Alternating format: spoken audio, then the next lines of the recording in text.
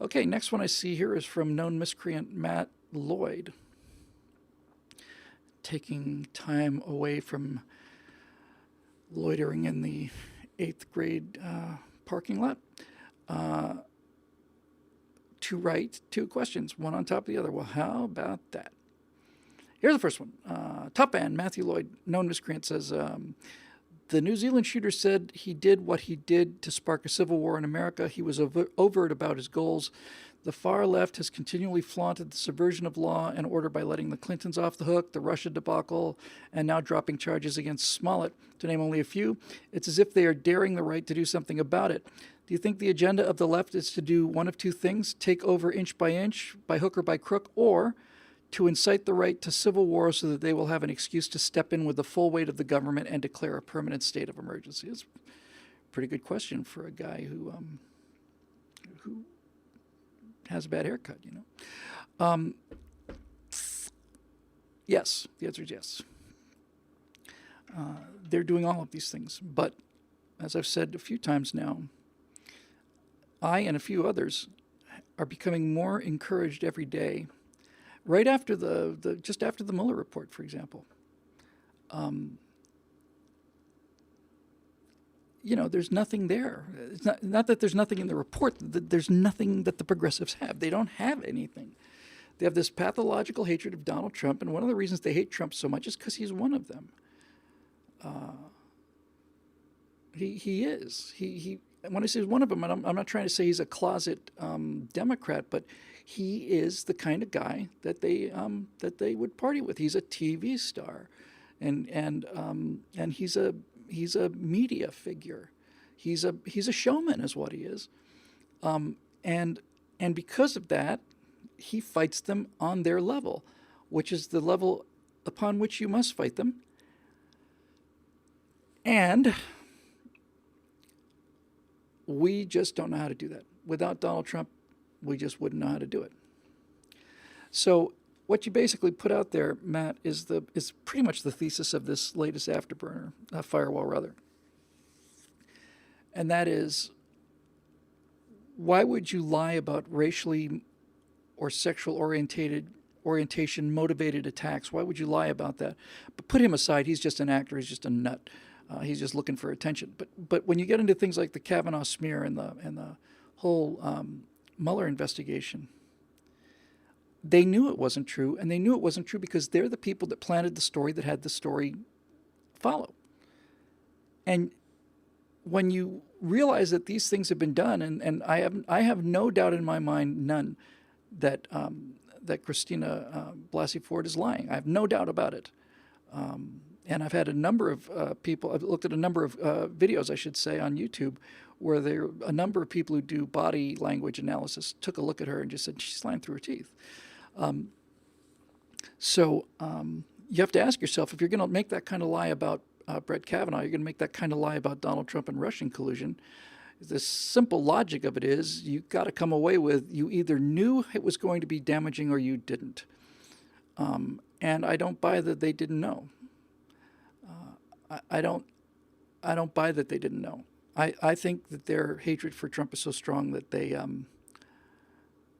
they're more than willing to see the country burn for it.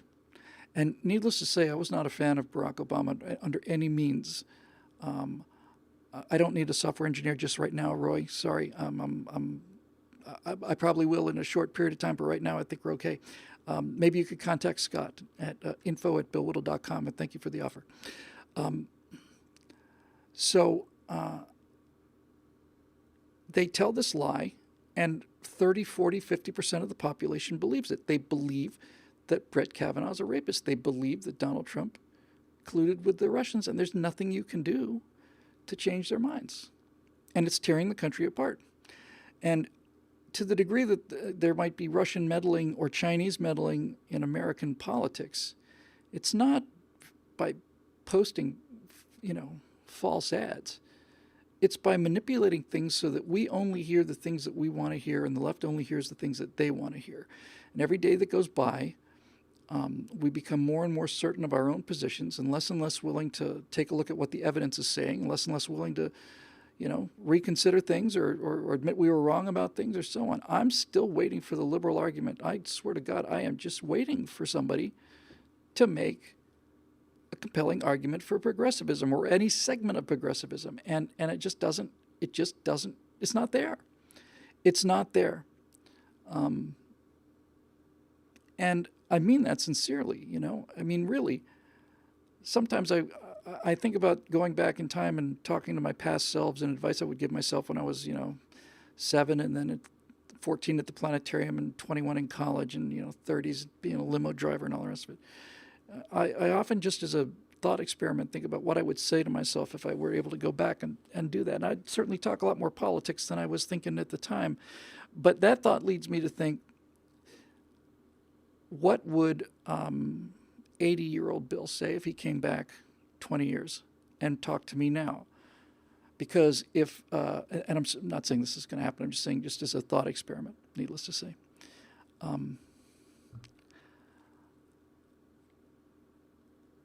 What would I tell myself if I could go back to now after having 20 years more experience? And I have to tell you, I've given this a fair amount of thought. I can't think of anything that would change my fundamental belief in my politics. I'm willing to concede that in this strange world of ours, and we're seeing signs of this, so like I said, I'm willing to concede this aspect of it. Maybe this is conceding most of it. Money doesn't mean what money used to mean. Money doesn't mean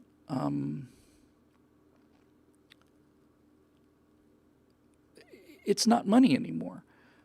Ever since it went digital, we owe $25,000 billion to who? Who's going to pay that money? It's never going to get paid. Nobody's going to get that money, and everybody knows it. And the reason it goes on is as long as people are making the interest payments on the money, the people who we owe the money to are they're going on. What are they going to do? Are they going to evict us? I mean, whoever owns this $25 trillion, most of it's owned by the American people in one form or another. But let's just say that, what are they going to do? I mean, if I don't pay my rent at my house, sooner or later, men with uniforms are going to pull up in a car with a funny light on the top, and they're going to move me out of somebody else's house, and that's exactly what they should be doing. Are they going to evict us from America? What happens if the government defaults on that loan? Obviously, most people would say it brings the entire world economic system crashing down. I suspect that's the most likely case. But what I'm beginning to feel is that, and I say feel, the farthest I can think of in terms of changing my mind is the belief that we may have reached a level of productivity and overall general wealth as a society where work and money don't really mean what they used to mean. I mean, the founding fathers went to war over a 1 penny hike on tea. Right now, various government agencies take 50% of what I make, at least that. And every day there's more taxes. And I just got a property tax for property that I don't own. So I have to pay the city of Los Angeles $145. And I look down there and it's like $15 of that money goes to the LA Unified School District, which is the most corrupt, incompetent, liberal bastion in the entire country. So it's nice to know that they're taking money from me, giving it to LAUSD so that they can, inflict higher taxes on me. It's a really great feeling. So I don't see how you make those kind of things. Let me put it to you this way. We years and years talked about the common sense resistance, and common sense has been kind of the linchpin of the stuff I try to do because none of this is new. I didn't invent any of it. None of the problems are new. The Greeks had the same problems we have, and so.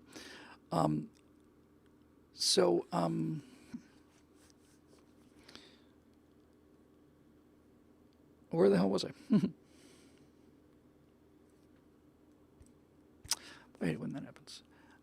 This idea of destroying the country and stuff. Common sense, common sense, common sense. That's what we've been talking about. And and the decency part came to my consciousness. I became aware of the decency. I like to think the decency was always in there, but I became aware of it very recently, real recently. I mean, like consciously aware of it as a thing. And that was when we did the show just a month ago, or maybe a little more. We did the right angle on Ruth Bader Ginsburg. And you guys see the show, and members see the pre-show show, which is really just a blast. My favorite day, it's my favorite time of the week is the right angle pre-show. I love it. But I get to see the pre-show. I get to see Steve and Scott in private. No one's recording anything. We're just getting ready. We're, literally we're like, putting on shirts and getting water and doing all this other stuff, getting ready to record the right angle backstage show. We do 5 of them. Do right angle backstage, then 3 shows, and then one of us has the member show. We rotate that around. But a couple months ago, not even 6 weeks, maybe something like that, I think it was Scott. He's in the comment section now. Scotty, was it you who wanted to do the story about Ruth Bader Ginsburg? Now, I'm not a lawyer, but I play one on TV. And could make a pretty compelling hour-long case that Ruth Bader Ginsburg has done more damage to this country and everything we love than virtually anybody. To say I disagree with her politics is an understatement. I think she's a catastrophe. And has been for 40, 50 years. She's lionized by progressives because she has no respect for the Constitution or any of this stuff. She's just got her agenda. But when we brought that idea for the show, because she's disappeared, she's encased in carbonite someplace, Steve and Scott and I, before we're on camera, we don't have to pretend anything. We don't have to watch what we're saying. We don't do that anyway. But just so you know, I get to see these guys every week, and we were sitting there talking about it and talking about the Ginsburg show, of what we're going to do and how we're going to handle it. And Scott and I and Steve, all at the same time, said, I don't want this person to die, We don't want them to die. I'd like her to retire and have her golden years with her grandchildren. I'd like that very much. But I don't want her to die. I don't want anybody to get hurt. When I talk about this has to be destroyed or that has to be destroyed, I'm talking about an idea. I'm talking about a philosophy. And I think I have a fairly large degree of confidence when I say that if you took a vote among progressives and conservatives as to whether or not in their heart of hearts they really wanted to kill the opposition, I think that the progressives would be outnumbering us on that one anywhere from 5 to 10 to 1. I don't want to hurt these people. I don't want anything bad to happen to them. I just want them to stop shoving bad ideas down our throat. And that's where the decency came in. And that's when I realized, no, that's actually the combination. Common sense and decency. That's the formula. All of this stuff is knowable and doable. Scott brings in these really tough challenges, and he never lets me off the hook. He keeps oh no, you've just contradicted yourself. You see, you contradicted yourself. And it's like, I didn't contradict myself at all. What kind of a hayseed do you think I am? And Scott plays devil's advocate, plays it very well, plays it hard, and we get to test that philosophy against 21st century problems. And you know what? That philosophy holds up really, really, really, really well. And then again, when we had the situation with Merlin and his wife getting run over, and Lisa and everybody else putting together prayer groups and stuff, I just said, no. He texted me and said he'd never met people like this. I said, no, me neither. So I'll tell you a little piece of the brutal truth. Okay, this is the brutal truth. I've spent a lot of time around engineers and fighter pilots and military people, and sailors, Navy captains of destroyers and submarines and all this stuff. And I've spent a lot of time around the people that make the world actually work. And like I said, this is going to be a kind of a brutal truth, but here it is. those people, and I've also spent an awful lot of time around actors and producers and people in show business.